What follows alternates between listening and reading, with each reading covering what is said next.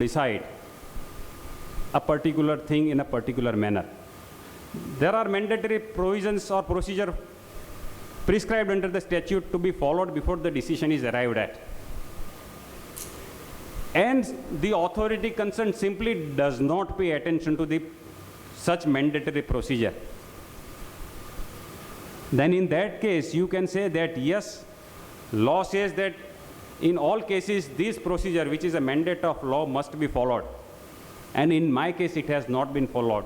Therefore, equality clause and equal protection of law clause under Article 14 has been violated.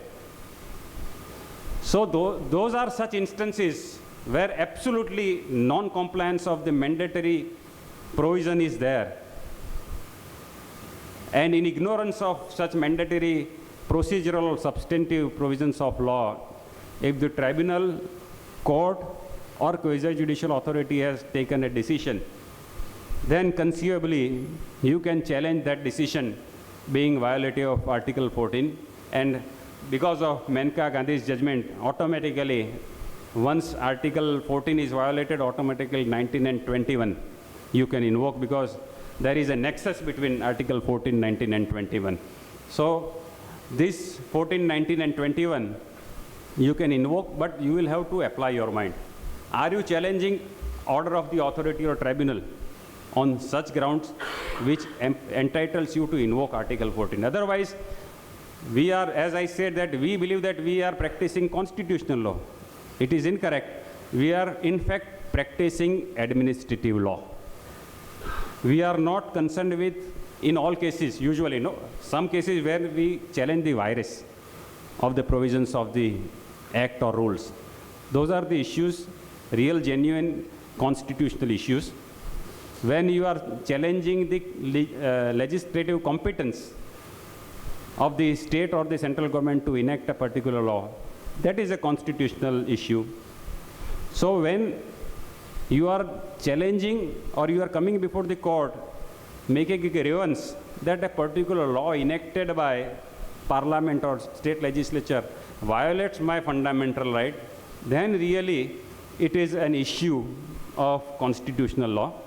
But as I said, that usually those cases are very few, and we rarely come across such cases, and we may not have that opportunity to challenge such cases before the court. Therefore, what we are practicing is administrative law. Now I will give instance that whether Article 14 is there in existence or not, these principles of administrative law are still there. What are the principles of administrative law? When we challenge any order or order or decision of the authority or tribunal, we simply say that it is perverse, or the decision has been taken in violation of principle of natural justice, or the decision suffers from Wednesbury unreasonableness. So what is a Wednesbury unreasonableness? You might be aware of that judgment of 1948 in King's Bench, Wednesbury Corporation judgment, that is 1948. From that, all these principles have been derived. So when you make a grievance that order is passed in violation of principle of natural justice, order is perverse, non-application of mind, the order is based on extraneous considerations, or suffering from other illegalities, these are the issues of administrative law. These principles, though, are in force irrespective of our constitution, they have been made part of Article 14.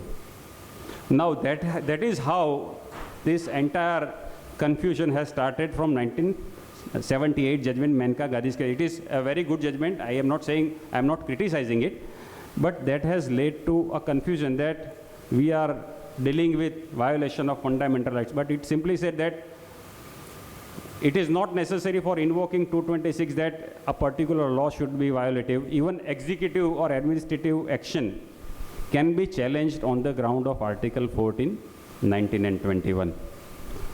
But in Makhan Singh case, the issue arose in 1964, whether irrespective of Article 14, such principles of administrative law were in vogue or not at the relevant time.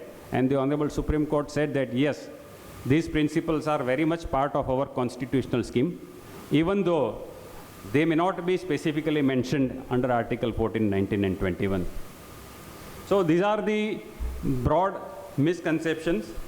And yes, last one misconception, and then I will conclude. Last misconception which I am going to discuss is that whenever we file a petition and we pray for a writ of certiorari or writ in the nature of certiorari, there is a belief that after quashing the order under Article 226, the court has no further power to issue any direction. Now, how do we get these kind of things? It is true that normally whenever certiorari is issued, it simply annuls the decision. Thereafter, nothing is to be done. It is taken out of the book. So, certiorari is issued for setting aside the order. But the Supreme Court and the High Court has gone further that once you ask for writ of certiorari, writ in the nature of certiorari, High Court can simply quash and thereafter can do nothing. And if the High Court wants to do something, it can only do under Article 227, over the, which confers power of superintendence over tribunals and courts. So if after setting aside the order of the trial court or the tribunal, if the High Court wants to issue further directions, it has only power under Article 227. Now this is also incorrect. This confusion is because of the reason of judgment in Hari Vishnu Kamat's case. In Hari Vishnu Kamat's case, which is reported in AIR 1955, page 233, while examining the validity of the judgment or decision of the election tribunal,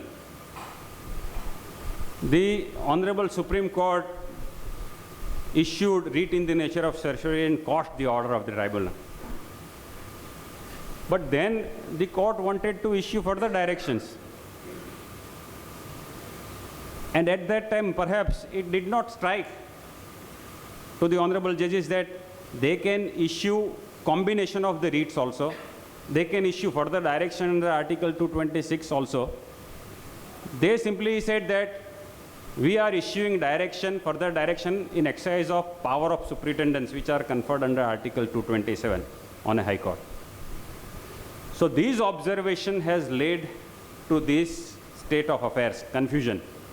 And from 1955 onwards, it has become customary to label every petition as petition under Article 226 and 227,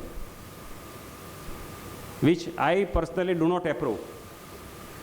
If you want to challenge any order of the authority, you will have to simply invoke Article 226. The word of Article 226, I may remind that it says that High Court shall have power to issue so and so writs or any of them, meaning thereby there can be a combination of writs also. And there is an instance of such a exercise of power. That is the last judgment, and thereafter I will hand over mic to Mr. Kavina. In 1958, Sev Pujan Rai's case versus Collector of Customs, after quashing the notification by issuing writ in the nature of certiorari, the Supreme Court even issued a writ of mandamus also, directing the authority to act in a particular manner. It also issued a writ of prohibition also, restraining the custom authority from exercising the jurisdiction which is not vested in it.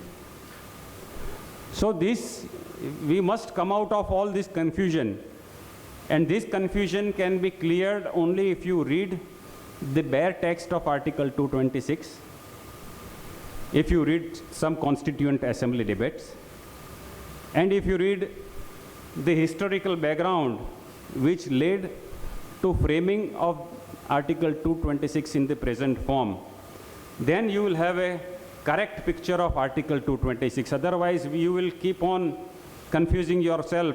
Sometimes you will demand certiorari, sometimes you will demand mandamus. I would request that please don't mention any writ in your prayer clause. Simply say that this honorable court may be pleased to issue appropriate direction, order, or writ to quash and satisfy, or directing the authority to act in a particular manner, or to exercise discretion in lawful manner. So these are the facts, and of course the time is too short, otherwise we can also have an interactive session, but later on, after the third speaker concludes, if time permits, we will have interactive session, because this discussion might have led to many queries in the mind of all of you. And since the time is short, I am concluding here.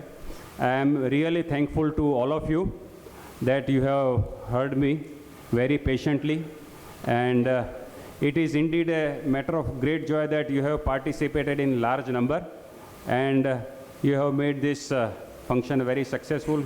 I would request that please keep showing such an interest in all the legal seminars which we may arrange in future also. Thank you very much.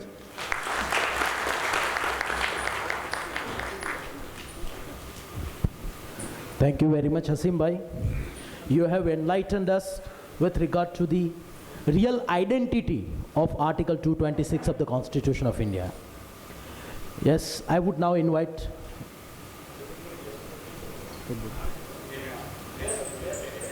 I would request Mr. Yatin Oza, the President of